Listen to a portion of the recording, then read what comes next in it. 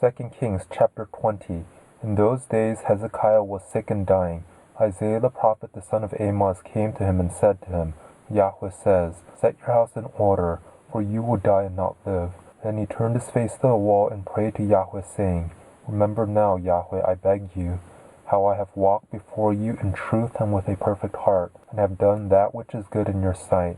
And Hezekiah wept bitterly. Before Isaiah had gone out into the middle part of the city, Yahweh's word came to him, saying, Turn back and tell Hezekiah, the prince of my people, Yahweh, the Elohim of David your father, says, I have heard your prayer, I have seen your tears.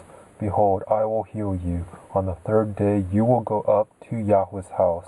I will add to your days 15 years. I will deliver you and this city out of the hand of the king of Assyria. I will defend this city for my own sake, and for my servant David's sake. Isaiah said, Take a cake of figs. They took and laid it on the boil, and he recovered. Hezekiah said to Isaiah, What will be the sign that Yahweh will heal me, and that I will go up to Yahweh's house third day? Isaiah said, This will be the sign to you from Yahweh, that Yahweh will do the thing that he has spoken. Should the shadow go forward 10 steps, or go back 10 steps? Hezekiah answered, It is a light thing for the shadow to go forward 10 steps. No, but let the shadow return backward 10 steps. Isaiah the prophet cried to Yahweh, and he brought the shadow 10 steps backward, by which it had gone down on the sundial of Ahaz. At that time Baladan, the son of Baladan, king of Babylon, sent letter and a present to Hezekiah,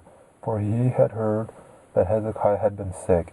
Hezekiah listened to them and showed them all the storehouse of his precious things, the silver, the gold, the spices, and the precious oil, and the house of his armor, and all that was found in his treasures. There was nothing in his house or in all his dominion that Hezekiah didn't show them. Then Isaiah the prophet came to King Hezekiah and said to him, What did these men say?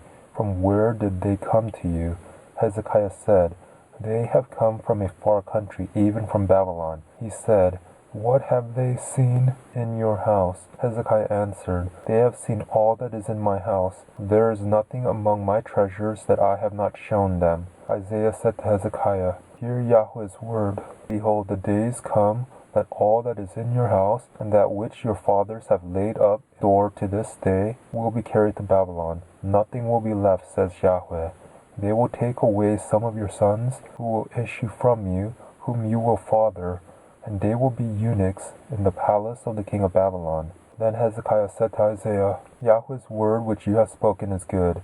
He said moreover, Isn't it so, if peace and truth will be in my days? Now the rest of the acts of Hezekiah and all his might, and how he made the pool and the conduit, and brought water into the city, aren't they written in the book of the Chronicles of the kings of Judah? Hezekiah slept with his fathers, and Manasseh his son reigned in his place.